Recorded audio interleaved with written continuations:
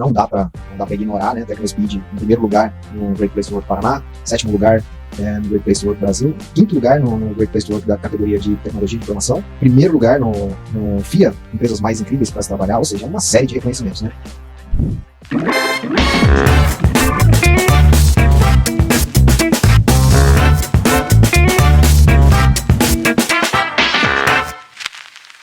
Fala pessoal, beleza? Sejam bem-vindos a mais um Além do Software, o videocast que conecta a nossa realidade da nossa software house com a sua software house.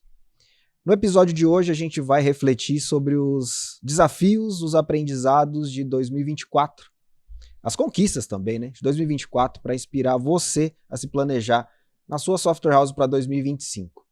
E para bater esse papo, eu trouxe aqui alguns colegas, amigos de trabalho, o Eric Almeida, que é o nosso CEO, Rodrigo Ramalho, CTO, e a Daiane, que é a nossa CFO, para compartilhar algumas dessas experiências e inspirar você no próximo ano. Beleza? Vamos nessa? Bom, pessoal, como vocês sabem, aqui a gente tem um quebra-gelo, onde os nossos convidados compartilham alguma história inusitada. O nome do nosso podcast é Além do Software. Então a gente quer saber o que acontece por trás das câmeras, o por trás do software, o por trás da entrega do serviço ao cliente. E a gente sabe que acontece muita coisa, né? Bastante coisa, em todos os setores. Eu quero convidar o Ramalho para compartilhar uma situação inusitada, Ramalho, que você viveu aí, o que acontece, né? Rotineiramente aí na TecnoSpeed. Legal. Não é uma história ou uma situação, mas é um encontro que nós fazemos ali de pessoas da TecnoSpeed, que muitas não sabem, e o pessoal da Tecno até conhece, mas quem é de fora não. Mas durante a pandemia, eu comecei a colecionar jogos de tabuleiro. Então hoje eu tenho uma coleção de jogos de tabuleiro grande até. E ao longo da pandemia, o pessoal da Tecno começou a me dar umas cutucadas aí. Quando que a gente vai jogar e não sei o quê. E tem 2 anos já que a gente se reúne toda semana, eu com mais uma galera da empresa, toda sexta-feira à noite, para jogar. Ah, que legal. E ali a gente fica, né, jogando e falando da empresa. Então surge história, às vezes a gente ajuda alguém a resolver problemas, são de áreas diferentes. Tem o cara, tem eu que é da área de software, tem o pessoal que é da área de software também, tem pessoal do comercial. Então a gente vai trocando ideia. E é diferente, né? Não posso dizer que é uma história, uma situação que aconteceu ali no contexto da empresa, mas está agregando ali e é bacana. É algo que a gente construiu uma amizade fora da empresa e Legal. Isso acaba depois voltando para a empresa também de outras formas, né? A gente acaba acelerando coisas e aproximando setores por conta disso também. Boa. Na verdade, a empresa não é só aquele momento ali da empresa, né? A gente tem amizades, tem conexões fora da empresa também. Exato. E às vezes a gente chega ali 7 da noite e sai 3 da manhã. Meu Deus do céu. O negócio vai longe, cara. Começar a dar problema com as mulheres agora. Às vezes hein, o jogo é 2, 3 horinhas de jogo e o resto é bate-papo, né? Então... Boa, muito bom. Daiane? Muito legal. Eu vou falar também um pouquinho sobre conexão. Na verdade, o meu primeiro, além do software, né, sobre o meu início de carreira na TecnoSpeed. Então, resolvi compartilhar uma história bem pessoal minha. Quando eu fui participar do processo seletivo na TecnoSpeed, eu vinha de um momento pessoal em que eu estava, assim, em alguns anos sabáticos. Eu tinha ficado em casa em função da minha primeira gravidez. E eu estava num momento de decisão, de transição, de entender o meu rumo de carreira. E eu tomo muito as minhas decisões pautadas em propósito, né? Qual a implicação para a minha vida, para a minha história, que contribuição eu vou ter para a comunidade, né? Para a história como um todo. E aí, quando eu fui participar do processo seletivo na TecnoSpeed, eu não conhecia bem a empresa ainda e eu não tinha me decidido quanto a retornar para o mercado de trabalho. E eu resolvi participar do processo mesmo assim, na expectativa que, ao longo do processo, eu tivesse maior clareza sobre os próximos passos da minha vida. E eu fui avançando no processo seletivo e preocupada. Meu Deus, eu tenho que me decidir, mas eu não sei se eu quero voltar a trabalhar agora. E querendo voltar a trabalhar, eu não sei se é esse o lugar. E eu tinha uma conexão forte, né, com a carreira que eu deixei interrompida também, há alguns anos atrás. Fui avançando no processo, até que chegou o momento da minha última entrevista, era a última etapa no processo seletivo, e era a entrevista com o CEO, com o Eric.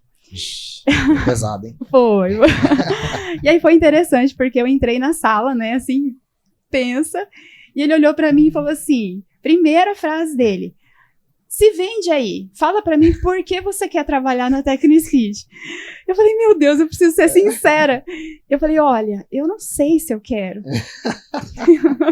Não sei se eu quero trabalhar na TecnoSpeed. Mas foi legal, eu acho que ele encarou como um quebra-gelo e ele começou a falar sobre a empresa para mim. Ele começou a contar e com muito envolvimento emocional também na fala dele. E foi muito legal, porque naquele momento eu criei uma conexão com a história, com os valores da empresa. E quando eu saí da entrevista, eu estava assim com aquele desejo, nossa, tomara que ele me faça uma proposta. Olha. Porque eu senti uma conexão. Então foi legal, foi o meu primeiro além do software, já faz 6 anos, né, essa história. E eu tô muito feliz pela decisão que eu tomei e realmente tem um alinhamento de propósito nessa que decisão. legal. Muito bom. O Eric vendeu o peixe, hein? Rapaz do céu, era pra ela vender o peixe dela, você que vendeu o teu peixe. Pá. Você chega pedindo pro candidato, né, se promover, né, se apresentar, e aí eu levei uma invertida, né, Jonathan? Olha, vende a empresa para mim, né? Ramalho, e essa questão aí, eu fiquei preocupado, será que não dá hora extra, não? Se tiver que pagar hora extra, tô ferrado, hein? Não dá ideia. Eu tô aqui pensando, Jonathan, em alguns momentos inusitados ao longo de 18 anos, acho que tem alguns. Tô aqui, será que foi o dia que a gente desligou o telefone? Nossa, esse aí foi... Mas essa eu vou deixar um dia que você for falar sobre a máquina de vendas, né? Eu vou falar do café. Vixe, essa é triste também. Logo no começo, a gente estava num ambiente pequeno. O Jonathan e o Rodrigo Ramalho estavam lá também. Nós estávamos em 4. Nós tínhamos 4 mesas. E um cliente de Londrina nos ligou perguntando se podia nos conhecer, que ele queria conhecer a empresa antes de fechar o contrato. Claro, perguntei, né? Você vem sozinho, vem com mais alguém? Ele falou, não, eu e meu sócio iremos visitar a empresa. Falei, ótimo. Eu fui até a sala do vizinho, emprestei 2 cadeiras e coloquei ali na sala, deixei preparado para receber. E aí, no momento, o cliente chega em 4 pessoas. Eu falei, eu não tinha lugar para sentar. E pedi pro John, Ramalho, né? Falei, vocês, dá uma licencinha. Vou tomar um café. Vai tomar um café lá, né? Desce lá no New Coffee, né? O cafezinho da esquina do prédio, lendário New Coffee. E empresta as cadeiras pra gente aqui, né? E a filha do nosso cliente pediu para ir ao banheiro, né? E neste momento, a hora que ela abre a porta do banheiro, tá um funcionário nosso terminando de passar o café. Ele fala assim, opa, o café já está saindo. Sala pequena, a gente não tinha copo e o café era feito realmente dentro do banheiro. Foi um pouco embaraçoso, né? Mas quebrou o gelo com o cliente e ele é cliente nosso até hoje. Até hoje, verdade. Boa. Bom, pessoal, depois do quebra-gelo, então, vamos refletir um pouquinho sobre esse ano de 2024, que trouxe uma situação diferente para a TecnoSpeed, né? Talvez o primeiro M&A da empresa, aquisição mesmo.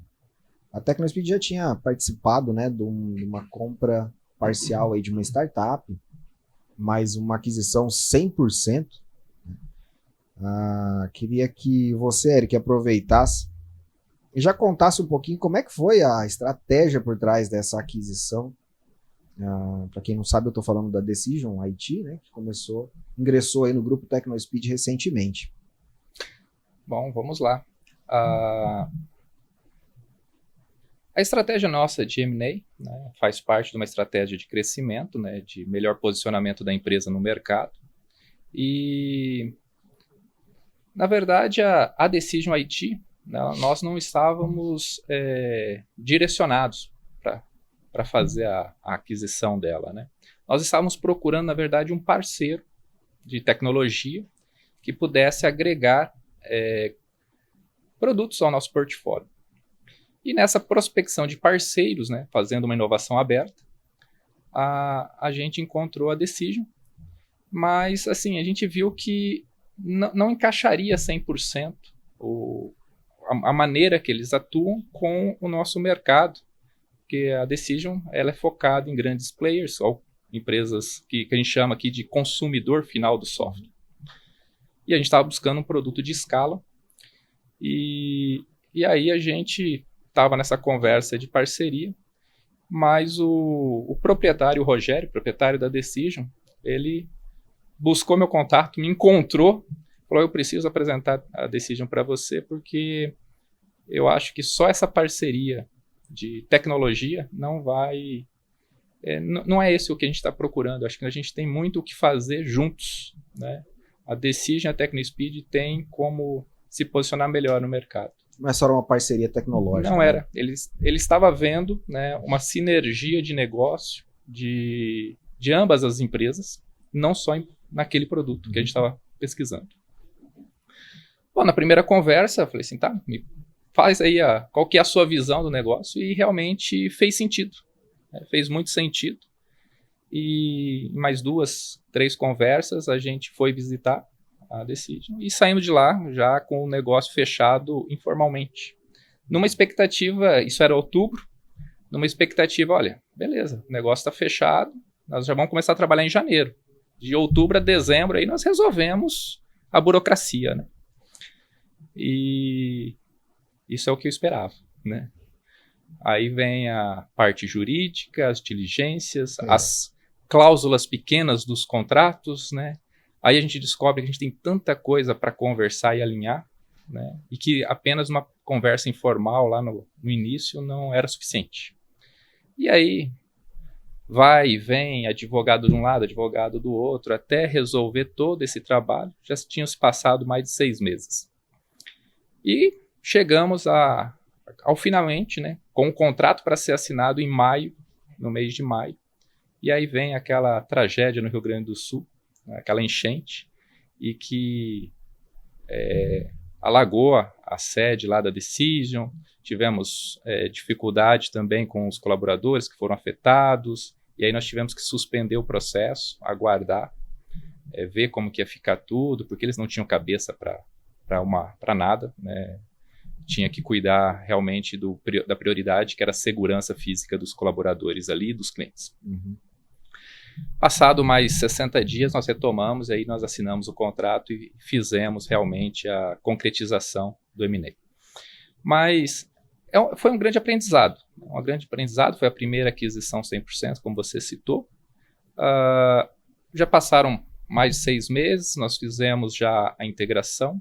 A princípio, nós achávamos que a empresa ia rodar totalmente independente, mas a gente percebe que após o comunicado, as equipes têm vontade de se integrar, as equipes começam uma a conversar com a outra, vira realmente uma única marca. Não tem aquele descobrindo uma série de coisas aí, né? Fala assim, eles veem sinergia também entre as próprias equipes, né? Ganham força.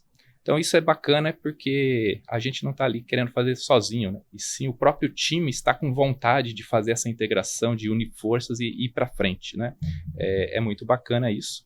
Então esse é o primeiro aprendizado aí do M&A, mas que faz parte de uma estratégia. Vão ter outros, nós estamos trabalhando para isso.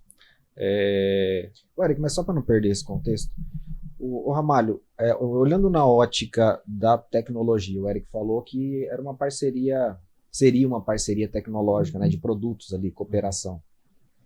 E de repente muda toda uma chave e agora não é mais só uma parceria tecnológica, é uma aquisição mesmo.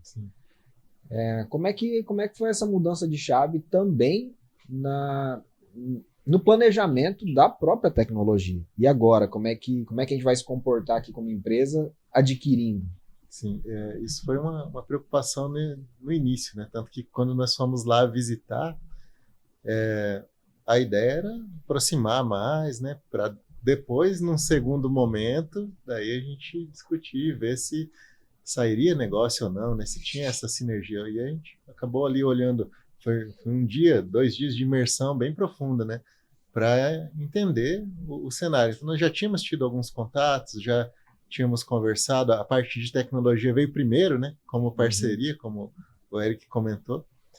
Mas a partir do momento que você olha, né, com esse olhar de aquisição, peraí, então agora a gente vai ter que manter isso também, né? Então vamos ver como é que está esse produto, né? O que precisa ser feito, qual que é a aderência, linguagem, né? Tecnologia, pois é. tem sinergia, dá para a gente conversar? E nós vimos que, tecnologicamente falando, todas as barreiras são transponíveis de certa forma, né? Com um pouco mais ou menos de esforço.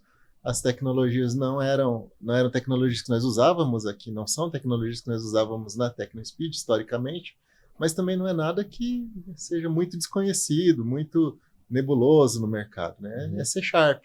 Então, C#, para quem nunca programou, dá para aprender, dá para conhecer, não é um negócio muito fora da casinha, né? Então, nós entendemos que sim, era um produto bem feito, era um produto que tinha uma arquitetura bem feita e que tinha aderência com o que a gente olhava do ponto de vista de negócio, né? Estratégia de negócio. Então, fazia sentido. Não era algo que a gente olhava assim, pô, tá, ele é um produto que faz o que a gente quer, mas está tudo quebrado por dentro. Aí o negócio fica um negócio que não dava para a gente pisar com confiança, né? Então, essa foi essa primeira análise, né, de ir para lá e olhar para isso e conversar mais a fundo e até entender por dentro, né, como que o software funcionava, para poder dar esse passo além. O que me surpreendeu foi que a minha expectativa era fazer essa visita e daí, depois de uma semana, alguns dias, né, a gente fazer uma proposta e avançar. Mas, à noite, fomos numa churrascaria ali, enquanto a gente estava na churrascaria, o Eric estava trocando o CEO da Decision no estacionamento, na frente dos né? funcionários, então, quase. Acertou no estacionamento da churrascaria. Mas eu acho que foi uma decisão correta e, do ponto de vista de estratégia, para a TecnoSpeed faz muito sentido, né, agregar a Decision para o nosso portfólio. Legal. E também, não só do ponto de vista de produto, mas nós conhecemos as pessoas lá também. Vimos a qualidade das pessoas, o nível que eles têm de profissionalismo. Tanto que até no último Tecnopdate tivemos, né, uma palestra do pessoal de lá, né? Então tem muita bagagem, muito conhecimento que pode agregar a TecnoSpeed e também a nossa rede, né? Então tudo isso parece muito bonito, né? Um pensa na estratégia, conectou com o outro tecnicamente viabilizou. Aí chegou então na Daiane e falou assim: Daiane, agora como é que você viu quando chegou essa notícia, né? Ou se você participou dela, como é que você vê essa aquisição da Decision olhando para o planejamento financeiro da TecnoSpeed? Foi interessante. Eu participei das etapas como coadjuvante, né? Das etapas de negociação e desenrolar do contrato. Estava na expectativa, né, do fechamento e concretização do negócio. E eu confesso que, como o negócio começou a demorar um pouquinho, né, em função da enchente, quando ele de fato aconteceu, eu me senti pega de surpresa, porque, nossa, agora está acontecendo e a gente precisa integrar os processos e a estratégia. E por que de surpresa? Como fazer isso respeitando o momento da Decision, respeitando a cultura organizacional, respeitando as particularidades do negócio, do porte, do nicho da empresa, mas, ao mesmo tempo, eu preciso garantir as diretrizes orçamentárias do grupo TecnoSpeed, eu preciso correr atrás do crescimento esperado, né? Então, como integrar a TecnoSpeed, o planejamento da TecnoSpeed com o planejamento da Decision? Esse foi um desafio, e foi um desafio muito gostoso de ser superado, porque nós começamos a analisar os números separadamente, entendendo as particularidades e estratégias do negócio, e depois fomos consolidando e criando aquela sinergia. Falando, né, em impacto orçamentário, a Decision ela vem realmente para somar, ela vem para agregar crescimento para o grupo TecnoSpeed, mas principalmente pensando nos próximos anos, nós temos essa perspectiva de aumentar a carteira da Tecno, né, criar essa sinergia nos públicos, né, expandir a carteira, expandir o market share. Então, eu estou empolgada com os próximos anos. Aumentar a capacidade de gerar receita, né? Exatamente, a capacidade de gerar receita, explorar outras possibilidades, aumentar a capilaridade da própria TecnoSpeed, né? Tem sido desafiador, mas tem sido muito prazeroso construir esse planejamento. Com certeza. E acho que um momento marcante foi, né, a Confra, a gente pode falar dela num outro momento, né, que realmente conectou as equipes, conectou. Antes estava lá o Eric, né, o Joe, o Ramalho, conversando com a Decision ali mais próximos, mas acho que esse momento foi um momento de total conexão entre as empresas, de imersão, né, no grupo, que, ao meu ver, fez toda a diferença também. Boa! Bom, 2024 também teve uma mudança, ou está tendo uma mudança significativa, né? E eu que o diga. Em 2025 não teremos mais o Eric entre nós. Que coisa, né? Brincadeira, o Eric passa a assumir o papel de presidente do conselho, conselho de administração do TecnoSpeed, ou seja, o TecnoSpeed passa a ganhar uma nova robustez, né, em termos de governança. E eu passo a assumir, então, o papel de CEO no lugar do Eric a partir de 2025. Mas assim, Eric, para quem acompanha a gente, talvez acompanha um pouco de longe, né? Quem está ali dentro da empresa já tem um pouco mais de consciência. Mas o porquê dessa mudança? O porquê dessa nova estruturação? Primeiro que eu quero uma promoção, né, John? Ou então tirar férias também, né? Poder tirar férias também é bom. A empresa está com essa estratégia de crescimento. Quando faz aquisições, a gente traz também sócios, diretores, um CNPJ, uma operação agregando ao grupo. Esse arranjo todo, né, demanda um esforço maior de estratégia, de interação entre os sócios, os acionistas, dos nossos investidores, credores, qual vai ser a próxima visão do grupo, né? Então a gente é demandado mais estrategicamente, olhando sempre a longo prazo. E como CEO, a gente faz isso, nós sempre fizemos, né? Mas também estamos no dia a dia. Então eu também trabalhava com o administrativo, eu também trabalhava com gestão de pessoas, estava ali no dia a dia assinando contratações, demissões, toda a burocracia com clientes e fornecedores.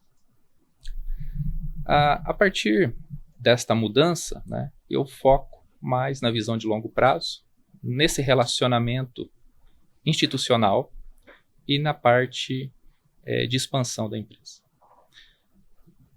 Deixando a execução de médio prazo, ou seja, os planos bianuais, né, plurianuais, de execução com a diretoria executiva, dando também a oportunidade de crescimento, né, para os nossos diretores e para os nossos gestores dentro da empresa, né. Também saio do caminho e deixo aberto aí o caminho do desenvolvimento, da promoção do nosso time. Com isso, como você citou, eu passo aí o bastão para o Jonathan, que está com a gente desde o início da TecnoSpeed, né, para ser o novo CEO. E tem bastante novidades, não sei se você vai contar aqui, né, mas tem mais novidades. Não sei. Não quero ser pego de surpresa, não. Como a Daiane, né, que passa a ser a CFO do grupo, né, a diretora administrativa financeira. Temos a Beatriz, que também assume a diretoria de estratégia e processos, né, e o Bruno e o Ramalho, né, mantêm no cargo de diretores de experiência e tecnologia, e entra o Rafael, né, como diretor de mercado, que atualmente é o nosso gerente de inovação, assume a diretoria de mercado. Legal. Achei que o Eric ia perguntar se você queria ser CEO ou um presente misterioso. Ai, Deus o livre. Agora, assim, na ótica da diretoria, né, e do conselho, acho que isso já estava mais claro. Mas, Daiane, você assumindo também essa parte administrativa e na condução também de gestão de pessoas, como é que você viu o impacto dessa mudança dentro da empresa? Joe, eu vi como um risco que precisava ser gerenciado, né, a insegurança que poderia gerar internamente, né, a ansiedade interna dos times. Então, nós tomamos bastante cuidado com a comunicação, para que fosse uma comunicação transparente, bastante respeitosa com os times. O outro risco que nós vimos também, e que vem sendo gerenciado já antecipadamente há mais de um ano, era com relação aos planos, né, de sucessão e continuidade dos negócios. Porque aí a gente tem, então, ali 3 gerentes que assumem diretoria, 2 diretores que passam de diretores executivos para o conselho de administração. Então, o cuidado de garantir que a operação, vou chamar dali para baixo, mas que ela não fosse impactada. Então, nós viemos trabalhando já nos últimos anos, formando esses sucessores para assumirem coordenações, gerências nas nossas áreas, né? Então, eu acho que esse cuidado combinado do plano de sucessão com a transparência na comunicação, ela mitigou esses 2 riscos, né, de continuidade operacional e a insegurança interna.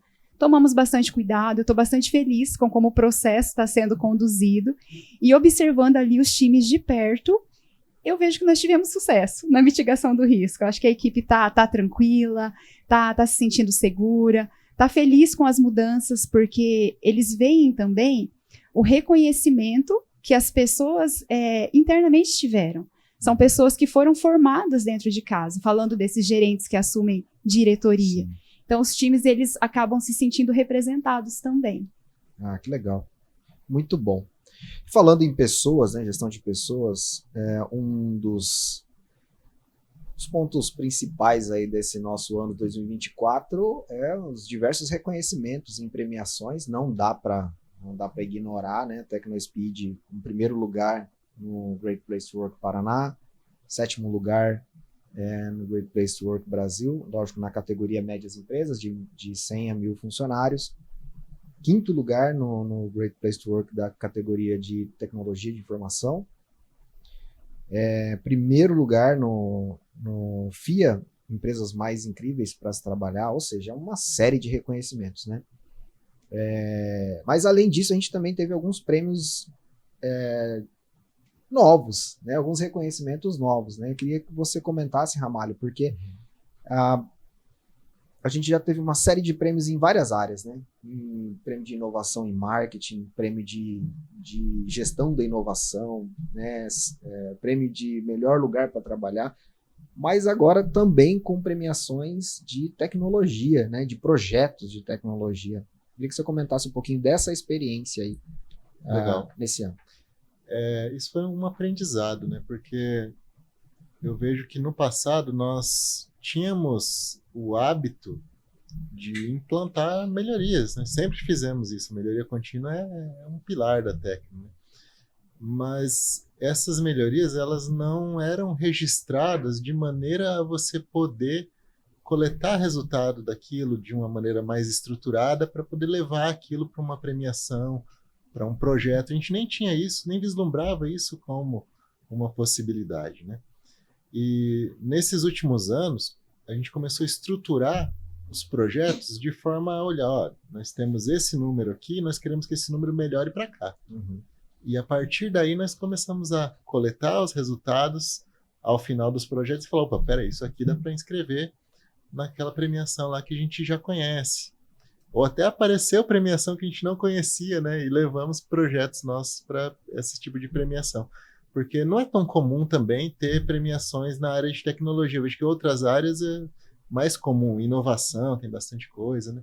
Na tecnologia não tem muito, assim, né? Qual que é o prêmio do software do ano? Sei lá, não conheço, né? Algo que seja relevante, assim. Posso até estar falhando nesse ponto, mas não tenho muito conhecimento disso, né? Mas nós buscamos áreas específicas, então fizemos melhorias na área de processo, de agilidade, de inovação em processos internos dentro da tecnologia, e essas inovações nós entendemos que, pô, isso aqui deu um resultado legal, eu acho que dá para pelo menos a gente participar. E trazendo um pouco também da nossa participação no GPTW, porque a primeira vez que a gente participou no GPTW, nós ficamos lá embaixo, né? Eu não lembro qual que foi a colocação, 58, algo assim, né? 28, não lembro. Mas foi lá embaixo, né? Só que o que a gente ganha quando você participa de uma premiação dessa? É o feedback, né? Eu falo, ó, isso aqui você pode melhorar. E aí já nas primeiras, como nós já tínhamos esse know-how de participar de premiações em outras áreas, nós usamos desse know-how das pessoas ali internas da empresa para ajudar a gente a compor os cases dos projetos e levar para essas premiações. E acabamos sendo premiados em 2 delas nos últimos anos, nesse ano, 2024. Legal. Muito bom. Falando da premiação, né, do diagnóstico como sendo uma ferramenta de norte para o desenvolvimento da empresa, Ramalho me fez lembrar que em 2009 nós participamos, a empresa era novinha, estava começando, a gente nem sabia exatamente o que era planejamento estratégico, o que era os indicadores, ou seja, estamos bem verdes, né?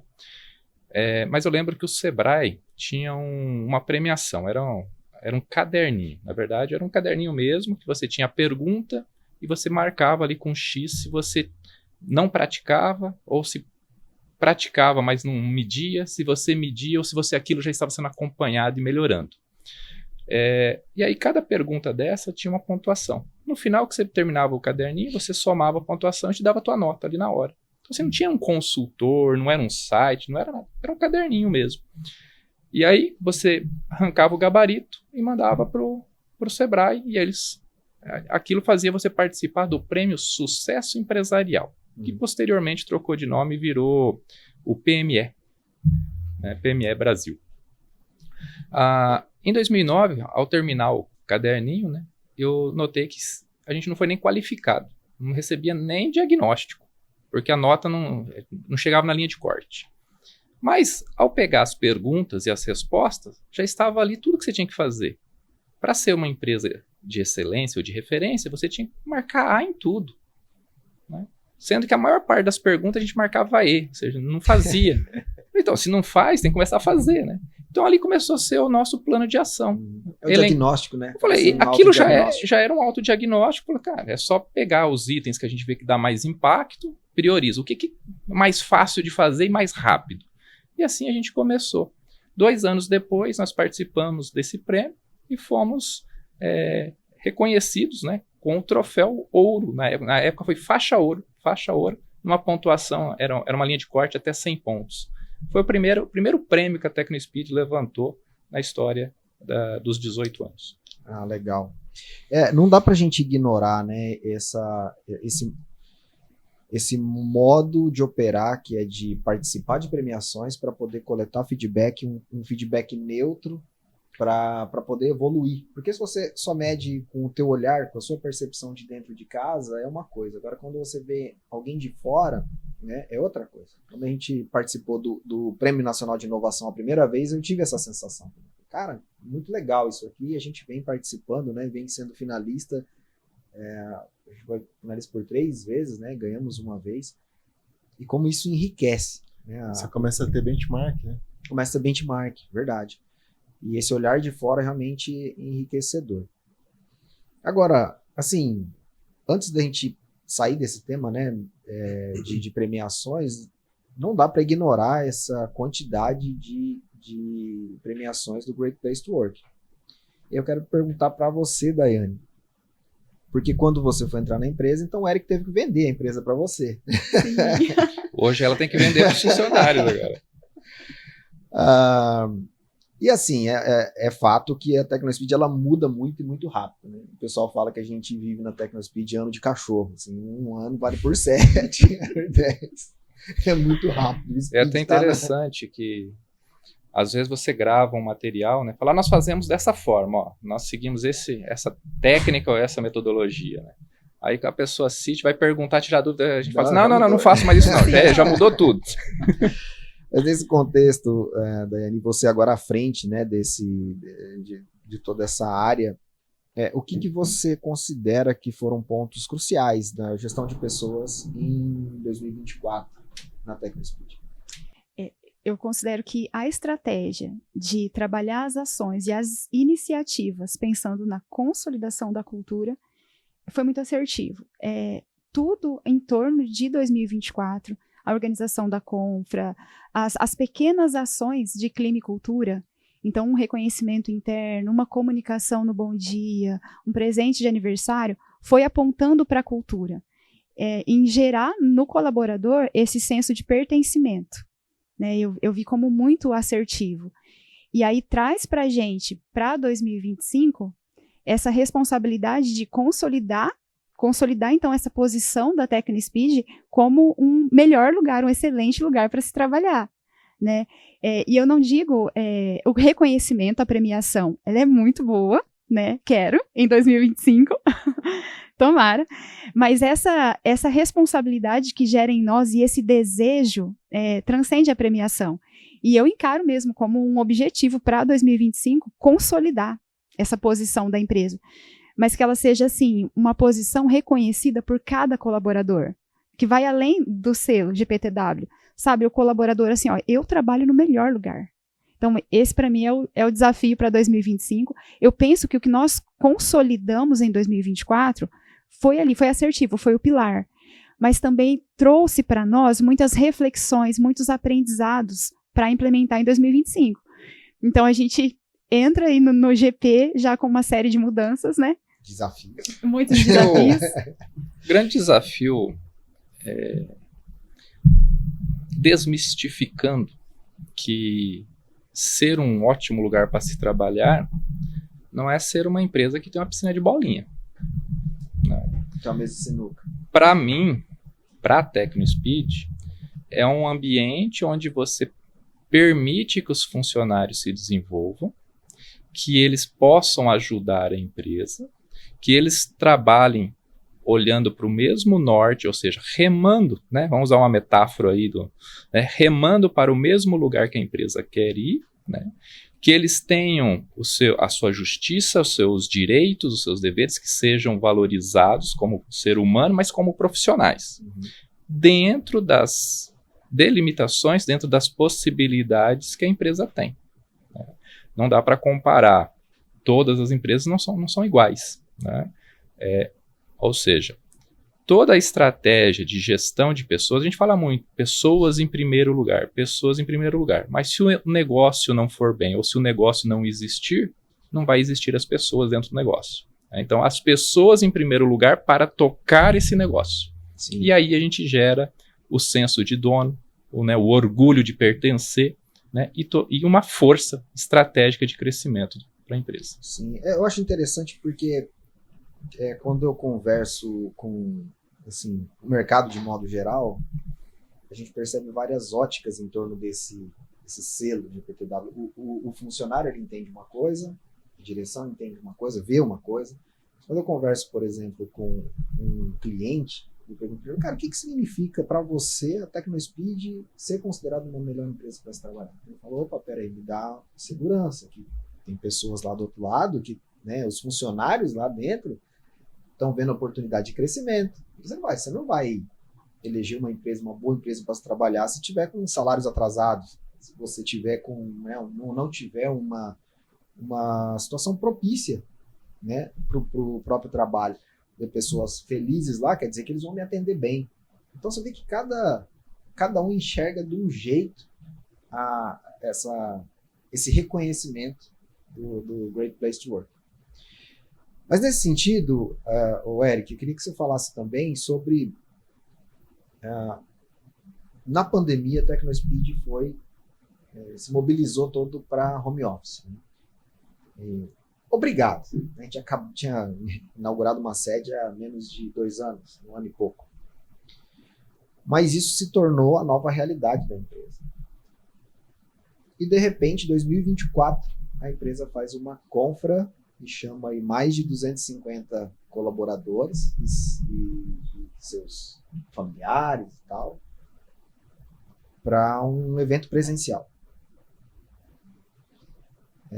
O que levou a TecnoSpeed a pensar nesse evento presencial e qual a tua sensação realmente? Porque você vê ali pessoas na tela do Google Meet é uma coisa, né? Para você ver aglomeração de gente é outra coisa. Realmente, ir para o remoto não foi legal ou foi teve uma obrigação, né? A gente foi obrigado a fazer isso, mas depois os funcionários não queriam voltar, né? Cara, é legal aqui, não quero mais voltar presencial. E por estar num ambiente, numa região onde a mão de obra também é escassa, e a gente tem diversos clientes aqui, a gente precisava crescer, a gente ia fazer uma contratação, e aí a gente fica brigando com a mão de obra local também, o remoto nos permitia a contratar pessoas de outros locais, de cidades onde não são grandes centros, mas que têm profissionais. Boas mãos de obra. E então a estratégia do remoto nos ajudou muito nessa expansão, nesse aumento de pessoas.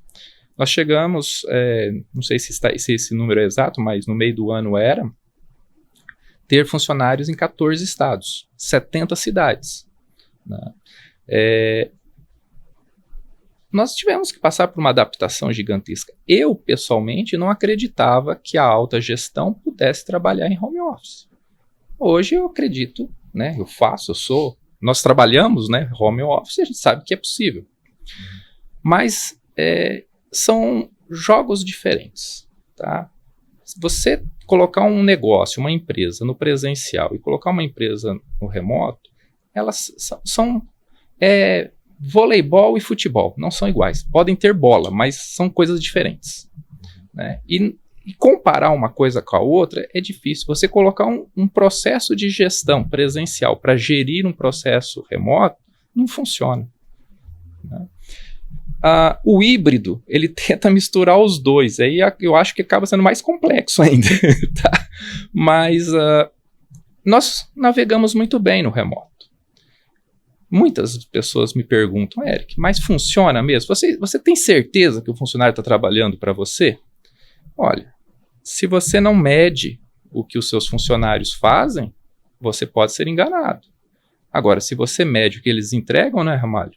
Você pode ser enganado por um tempo, mas só por um tempo, né? Aí o Ramalho pode até complementar sobre. Tem uma grande diferença aí, né? Entre medir o que eles estão fazendo e medir o que eles estão entregando. Porque a gente mede resultado. A gente não acompanha se ele está mexendo o mouse 8 horas por dia. Exato. Se a câmera mexeu. A câmera mexeu. Já fui ofertado software que faz isso. Mas aí você começa a falar, ele pode estar na frente do computador o dia inteiro. Se ele não estiver entregando, não faz muito resultado. Não gera muito resultado para a gente. Então eu tenho que olhar o que está gerando resultado para a empresa e não o que o funcionário está fazendo. Acho que a dinâmica é diferente. E nós tivemos uma vantagem nessa virada de chave, que esse tipo de métrica, esse tipo de visão nós tínhamos no presencial já. Nós sempre tivemos esse olhar de resultado e não o olhar de medição, de microgerenciamento. E o presencial ele exige menos isso, mas é uma exigência, de certa forma, ilusória. Você acha que tem o controle, então você não mede, né? Porque você está vendo a pessoa ali na frente do computador. Você está vendo que ela está trabalhando, mas você não sabe se ela está entregando, se você não tiver métrica, tanto no presencial e muito mais no remoto. Então, a ilusão do controle te leva a não ter métricas, ou ter menos métricas do que deveria, né? Olhar menos para o resultado.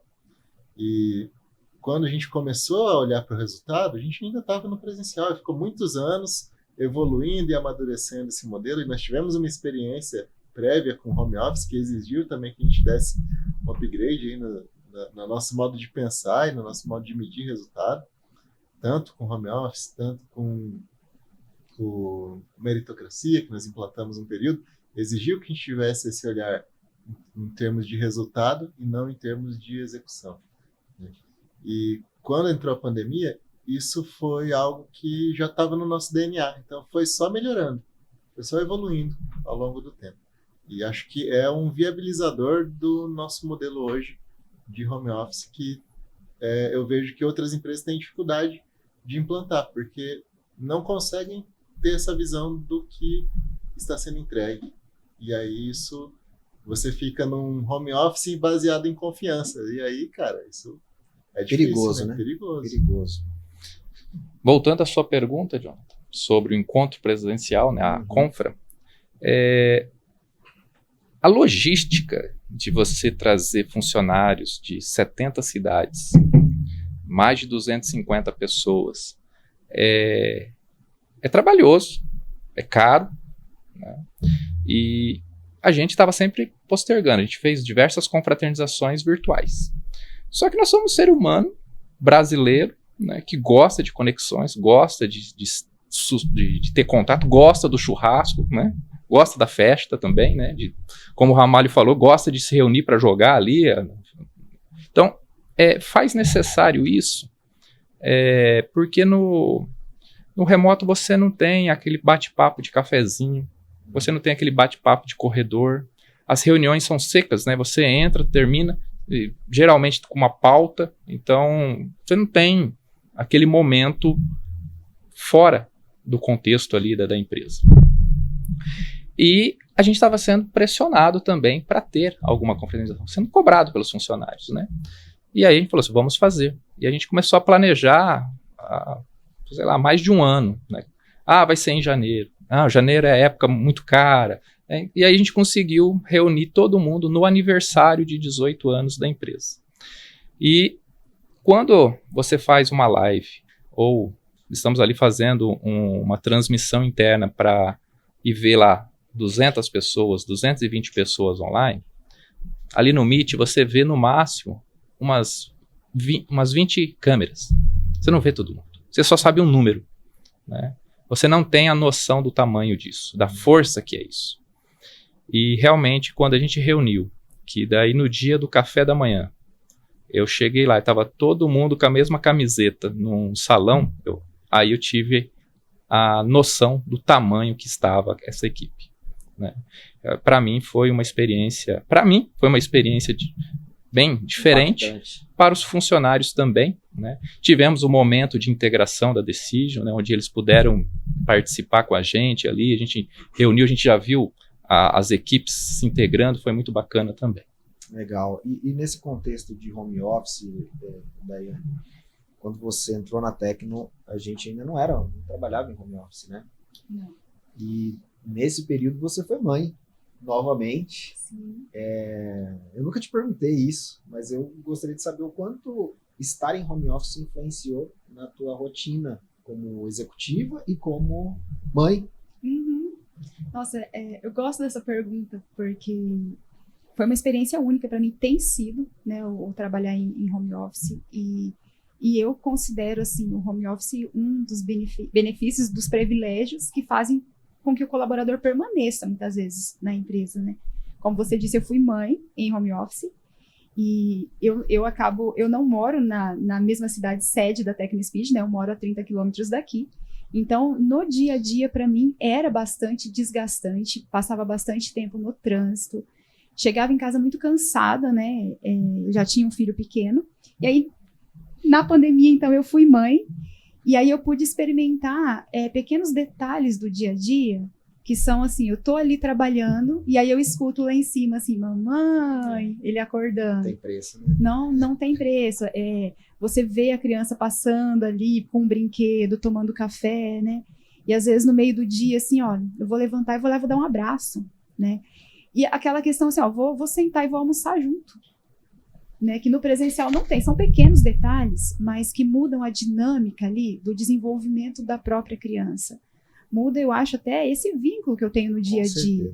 Então, para mim, assim, Joe, é excepcional. Eu amo o home office por esses momentos, e também eu acho que é um modelo, assim, que ele favorece muito a produtividade, sabe? Como eu comentei, né? Eu não tenho aquele desgaste de estar no trânsito tanto tempo, então eu tô ali inteira, sabe? Eu vou ao almoço, eu termino de almoçar, eu já desço, já sento, já vou ali, começo a fazer minhas coisas, sabe? Como eu não tenho que me preocupar com o tempo que eu vou levar para chegar em casa, eu posso trabalhar até o horário limite ali para mim. Então, eu gosto muito, eu apoio, eu defendo o home office. Eu acho que o lado humano, ele é inestimável. Para mim, assim, eu não tinha essa noção, porque meu filho tinha 5 anos quando entrou a pandemia. Então, eu trabalhei 5 anos como eu trabalhei o resto da minha vida inteira. Eu ia para o trabalho, chegava em casa cansado, brincava com ele um pouco. Tinha aquele momento da noite para estar com ele. De manhã ele ia 7 horas tinha o que sobrava. Tinha o que sobrava. Era o restinho que sobrava de mim, daí você tinha que tirar um pouquinho de energia para trocar, para dar atenção, né? E com o home office, a dinâmica muda completamente, né? O relacionamento, a proximidade, você poder ver teu filho crescer e estar ali no dia a dia com ele é um negócio que para mim não consigo medir o quanto que isso foi importante. E é algo que eu não tinha noção antes. Não tinha noção do quanto eu estava perdendo. E ter a possibilidade de passar esses últimos 4 anos, agora ele vai fazer 10, né? Com ele, putz, cara, é assim, inestimável. Inestimável. Eu acho interessante essa questão, porque tem também a visão da criança sobre o seu trabalho. Ela fica te observando e se inspirando nesses dias. Eu lembro quem perguntou pro meu filho: o que seu pai faz? Ele fica lá conversando no computador o dia inteiro. Fica lá conversando. Perguntaram ele o que ele queria fazer. Eu falei: eu quero fazer igual meu pai. Ficar lá conversando. Mas assim, é interessante porque quando a criança não tem oportunidade de participar desse dia a dia do trabalho, né, e ela vê que meu pai está trabalhando agora, então agora eu não posso lá interromper ele. Meu pai está trabalhando, ele sai para almoço, consegue lá almoçar junto, dar um abraço e tal, brincar um pouquinho. Mas também vai situando as regras, né? Isso aqui é o ambiente de trabalho, isso aqui é tal coisa. E eu acho muito interessante como eles começam a ter mais contato com a nossa profissão, porque antes era só assim: convida lá o Eric para fazer uma palestra no colégio, para as pessoas verem como que é a profissão do pai, né? Não tinha esse contato tão direto. Mas para a gente não alongar muito nessa questão, o Eric, e a gente falando então sobre os diversos benefícios do home office, e acho que já está bem claro aqui que para a gente é inegável, né? Não, tá claro, né, Jonathan, que se a gente chamar presencial, a gente já perde os diretores, né? Pois é. E nesse 2024 a gente começou a construir uma sede. Estamos construindo então, uma sede. Olha só que contradição. Sim. Né? Para quem talvez não entende a estratégia. Eu queria que falasse um pouquinho sobre esse momento da empresa. Olha, o Parque Tecnológico aqui de Maringá é um sonho do setor há muito tempo. As empresas ficam escondidas nos prédios comerciais, sem placas, não tem chaminé, então você não consegue ver, né? E reunir as empresas num lugar era um desejo do setor para gerar evidência, para gerar visibilidade, né? Para mostrar: aqui tem empresa, aqui se faz software, né? Difícil de ver, né? Como é que você vê? Você lembra de vender software que era uma Sim. caixinha de CD, né? Na verdade, caixinha de CD não tem nada a ver com software, né? Uma vez o pessoal um consultor chegou na Tecno, a gente falou que fazia componentes de software, e ele queria saber onde estava o estoque de componentes, mas cadê o estoque de componentes? Não tem, é software. E então esse era um desejo do setor, e aí a gente conseguiu uma área, né, aqui na cidade, onde seria o parque de TI.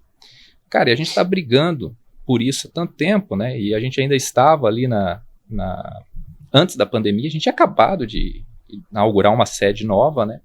Mas nós falamos: nós vamos fazer a nossa parte, nós vamos comprar o terreno lá no parque de TI e vamos nos planejar para levar a nossa sede para lá. Chegamos a fazer um projeto de blocos, né? De construir o primeiro bloco, depois construir o segundo bloco, lá 500 lugares e tal. Era um projeto enorme, de tijolo, não sei de lugares. Aí veio a pandemia. E aí a gente foi para o home office. E aí o home office deu certo. E aí que ele falou assim: o que nós vamos fazer? Não faz sentido construir isso tudo lá agora, né? Aí nós mudamos tudo. O nosso prédio hoje, ele tem metade voltado à convivência, à socialização. O pessoal até fala: mas é um edifício comercial ou é um condomínio de lazer lá, né? Sim, é uma área social, porque nós vamos ter auditório, nós vamos ter uma piscina, nós vamos ter uma churrasqueira, nós vamos ter um salão de reuniões, né? Nós vamos ter local para os funcionários poderem se reunir. Porque ainda temos 50% do nosso quadro de funcionários aqui em Maringá e na região, né? Então a gente consegue concentrar muitos dos funcionários dentro da sede ainda, mesmo que não seja para trabalhar todos os dias. Mas também nós temos alguns funcionários que têm dificuldade por estrutura física em casa mesmo. Cara, se tivesse o escritório, eu preferiria trabalhar presencial, porque aqui em casa é mais difícil, a internet oscila muito, né? Então, vai ter o espaço para aquele que precisa estar lá. Aquele que quer trabalhar presencial vai ter o lugar para trabalhar, né? E com o nosso pilar de estratégia de crescimento pautado em inovação, o nosso laboratório de inovação, a gente precisa de muita integração dos ambientes de inovação, da academia, né, dos alunos que estão aqui também. O objetivo ali também é fazer com que a sociedade use o prédio, né, que nós tenhamos essa porta aberta para a sociedade, que a gente possa motivar mais desenvolvedores de software, que a gente possa trazer, como os filhos de vocês, né, olham vocês trabalhando e falam, eu gostaria de fazer isso. Queremos também gerar esse impacto, né, na sociedade para novos profissionais. Sabe sair novas empresas? Novas empresas. Startups. Então, o prédio faz esse trabalho social, esse trabalho de inovação, esse trabalho de convivência do nosso time, e vai ser a nossa sede, porque hoje, se alguém perguntar assim, eu quero conhecer a TecnoSpeed, o que você faz? Você leva ele aonde? Vamos marcar um encontro num cowork? Vamos marcar um encontro numa cafeteria? E muitas empresas, muitos clientes querem conhecer você pessoalmente. Cara, onde que eu recebo? Então, assim, precisa ter o QG, precisa ter o endereço dela. Fala, aqui está pelo menos sediada a minha empresa. Ela não precisa ser toda a operação, mas precisa ter uma presença física, né, compatível ali com a empresa. Eu achei que era para fazer uma piscina de bolinha. Você falou, né? Uma empresa boa para se trabalhar, ia ter uns brinquedos tobogã, lá, né? Fazer um tobogã. Podemos fazer uma sala de jogos lá, eu já tenho os jogos, só preciso da sala. Mas é algo muito interessante a gente equalizar, né? Essa visão de ser um bom lugar para se trabalhar, mas ao mesmo tempo ter resultado. Para as empresas, como é que elas podem se inspirar para inovar? Uma empresa pequena, ela sofre demais com qualquer vendaval. Então, quanto maior você for, você tem ali uma gordurinha, né, para alguns momentos mais difíceis.